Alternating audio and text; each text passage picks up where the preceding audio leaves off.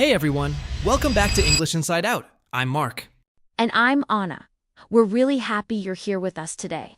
If this is your first time listening, this is the podcast where we talk about real-life stuff, the things we all think about but don't always say out loud. Yeah, and today's topic is uncomfortably relatable. We're talking about the fear of sounding stupid. That tiny, annoying voice in your head that shows up right before you speak and says, maybe don't say that. What if that's a dumb question? I already feel exposed. Because this happens to me way more than I'd like to admit. And the funny thing is, it's not just in big, serious moments, it's in normal, everyday situations. Work meetings, group chats, classrooms, even casual conversations with friends. I was in a meeting recently. Nothing dramatic, just a regular team call. And someone started explaining a new strategy using all these acronyms. Everyone was nodding. Like serious, confident nodding. And I'm just sitting there thinking, I have no idea what that means. But instead of asking, I stayed quiet. I literally told myself, don't be the only one who doesn't get it. And later that night, I Googled it. Privately. Like it was some kind of secret. That is so real. I've done that in classes before. The teacher asks, does everyone understand?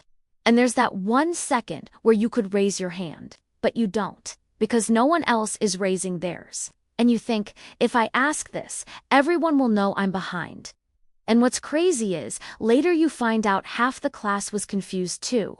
Everyone was just pretending. I think what gets me is how automatic it is. It's not like I consciously decide, I want to stay small. It just happens. My brain instantly calculates the social risk. And somehow, asking a simple question feels dangerous. Not physically dangerous, obviously, but socially. Like there's this fear that people will silently judge you. Or worse, that they won't say anything, but they'll change how they see you. Yes, that silent judgment feels huge. And sometimes it's not even about intelligence. Sometimes it's about pronunciation, especially if you're speaking in another language. You're about to say a word, and suddenly you're thinking, what if I say this wrong? What if I mispronounce it, and everyone notices? So instead of speaking naturally, you start editing yourself in real time, and that's when you stumble. Or you just decide not to say it at all. It even happens with texting. I've rewritten simple messages like 5 or 6 times. Not because they were important, just because I didn't want to sound awkward or unclear. And social media. Don't even get me started. How many comments have we typed? And then deleted. Because maybe it wasn't insightful enough, or funny enough, or smart enough. Exactly. And the thing is, we don't usually notice how often this fear controls us. It's subtle. It doesn't scream. It whispers. It says, stay quiet. Don't risk it. Better safe than embarrassed. And over time, that adds up. If you're listening right now, I want you to think about this. When was the last time you didn't say something you wanted to say? Not because it was wrong, not because it was mean, but because you were afraid it might sound stupid. Maybe it was a question in a meeting. Maybe it was an opinion in a group conversation. Maybe it was speaking in English and worrying about making a mistake. That fear is so common. And yet, we almost never talk about it. Today, we're going to unpack that fear. Where it comes from, why it feels so strong, and how it might be quietly holding you back more than you realize.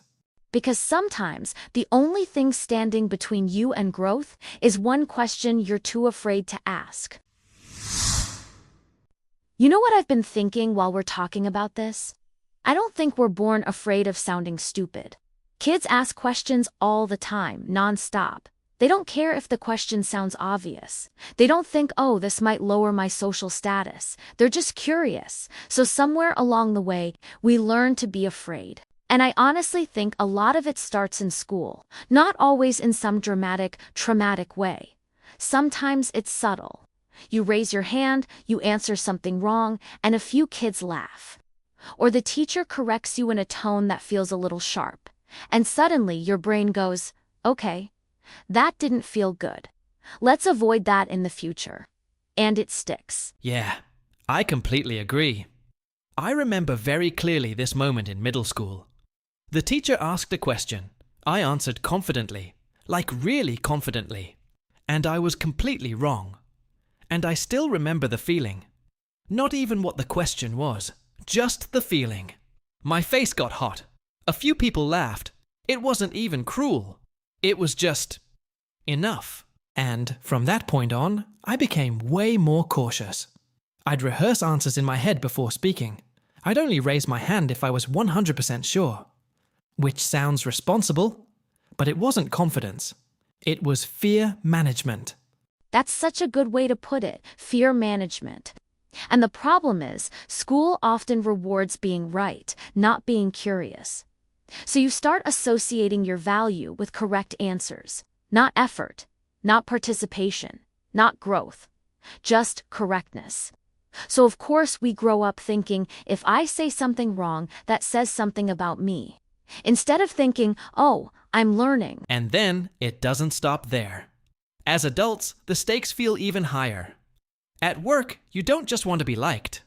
You want to be respected. You want to be seen as competent. So asking a basic question can feel like you're exposing a weakness, especially in competitive environments, especially if everyone else seems confident. But here's the thing, and this is important. Most adults are just better at pretending. They've learned how to nod convincingly, how to use vague language, how to say things that sound smart without actually saying much. Yes, there's this unspoken pressure to always appear informed, especially now with social media. We're constantly exposed to people who sound articulate, confident, well-read. You scroll for 5 minutes and it feels like everyone has strong opinions, deep insights, and perfect communication skills. And you start thinking, wow, I should probably already know this. So when you don't, instead of asking, you hide it. I also think part of it is identity. We attach being smart to who we are. So if we say something incorrect, it doesn't just feel like a mistake. It feels like a threat to our identity. Like, if I'm wrong about this, maybe I'm not as capable as I thought. That's heavy. No wonder we avoid it. And let's not forget language learners. If you're speaking in a second language, that fear multiplies. You're not just thinking about your idea. You're thinking about grammar, pronunciation, vocabulary, tone. So when you hesitate, it's not because you don't have thoughts. It's because you're managing 10 layers of self-monitoring, and that can make you feel smaller than you actually are. And the irony, the more intelligent and self-aware someone is, the more likely they are to question themselves. Confident ignorance is loud. Thoughtful intelligence is often quiet. That's so true.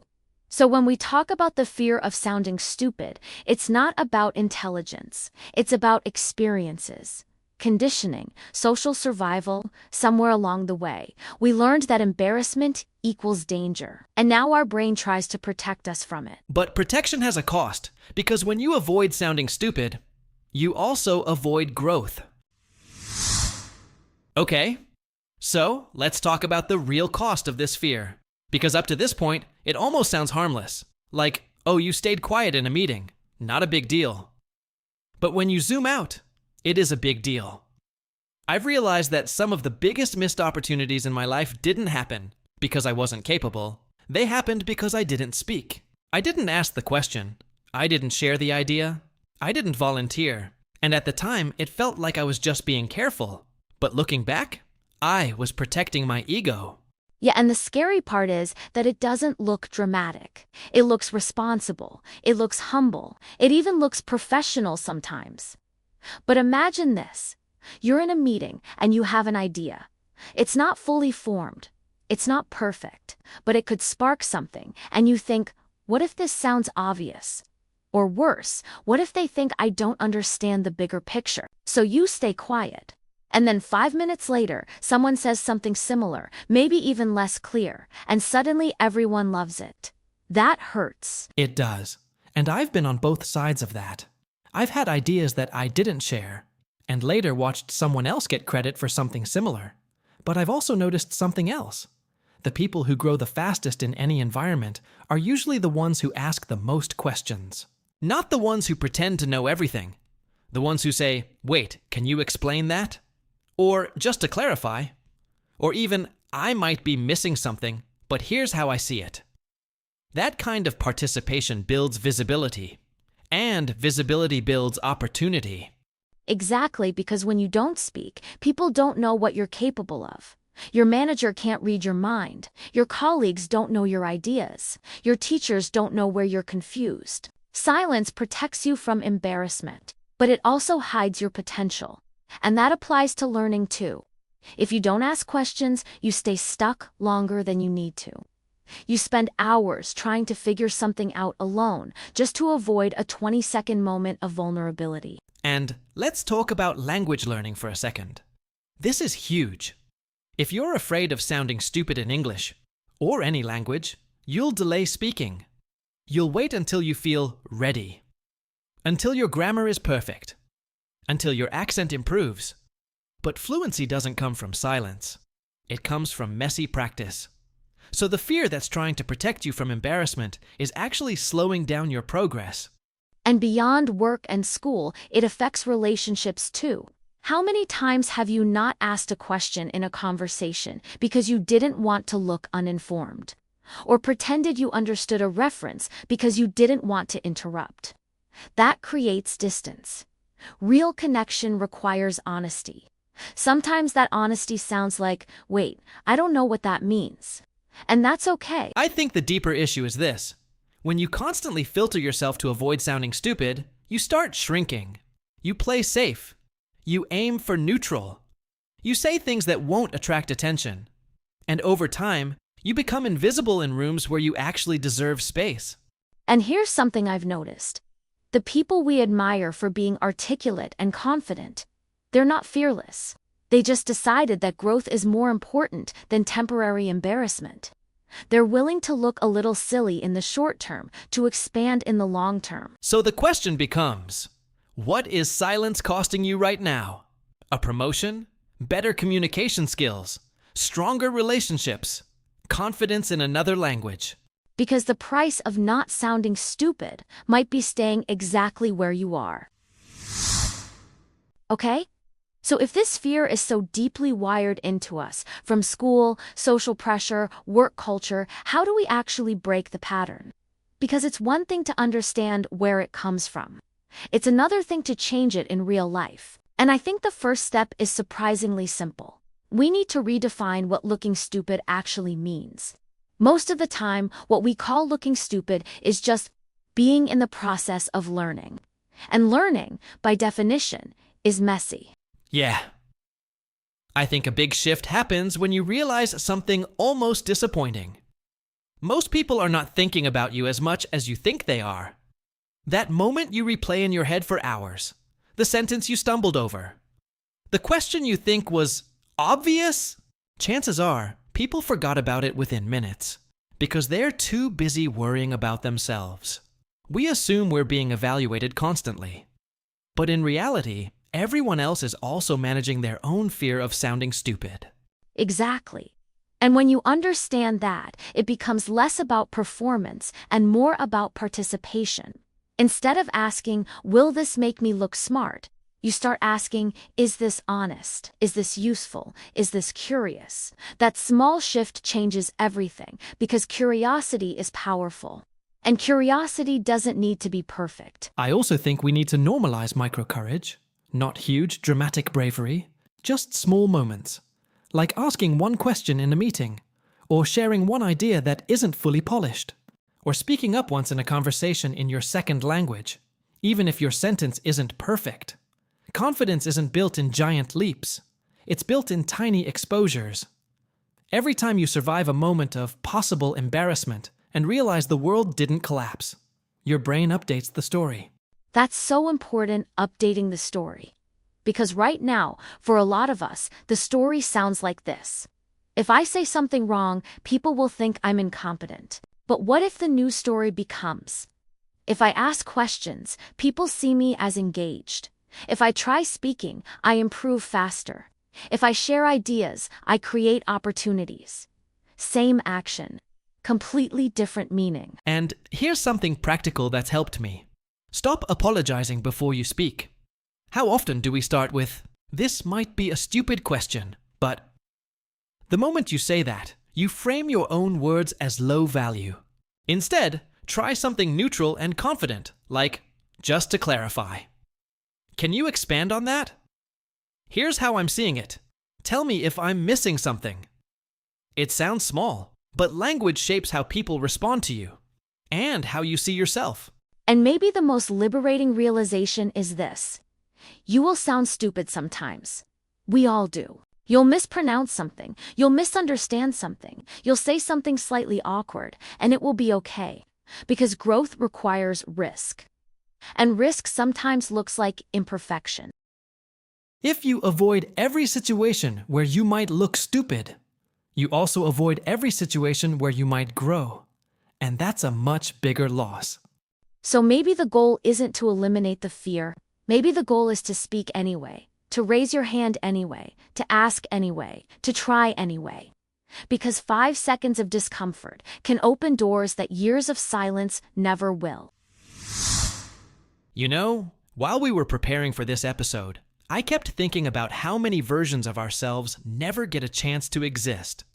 The confident version, the expressive version, the curious version. Not because we're not capable of becoming that person, but because we were too afraid of one small thing, looking stupid for a moment. And that's such a small price for such a big life. Yeah? And I think what makes this fear so powerful is that it feels protective. It feels safe. Silence feels safe. Nodding feels safe. Pretending you understood feels safe. But safe and small are often very close to each other. And sometimes staying safe means staying unseen. Imagine if you had asked more questions over the last 5 years. Imagine if you had spoken up just a little more. Imagine if you hadn't waited to feel ready. Where would you be right now? And that's not meant to create regret. It's meant to create awareness, because the next 5 years are still in front of you. Maybe the shift starts with something tiny. The next time you're in a meeting and you don't understand something, ask. The next time you're practicing English and you're unsure about a word, say it anyway. The next time you have an idea that feels slightly unfinished, share it. Not because you're fearless, but because your growth matters more than your pride. And here's something I really believe. The people who actually grow, lead, create, connect, they're not the ones who never look stupid. They're the ones who decided that looking stupid sometimes is part of the process. Embarrassment fades. Regret lingers. So if you take one thing from today's episode, let it be this. You are allowed to be learning. You are allowed to be unsure. You are allowed to not know. That doesn't make you stupid. It makes you human. And maybe the only real mistake is letting fear silence you for too long. Thank you for being here with us today. If this episode resonated with you, share it with someone who needs that little push to speak up. And next time that voice in your head says, "Don't say that, you'll sound stupid," maybe just smile and say it anyway.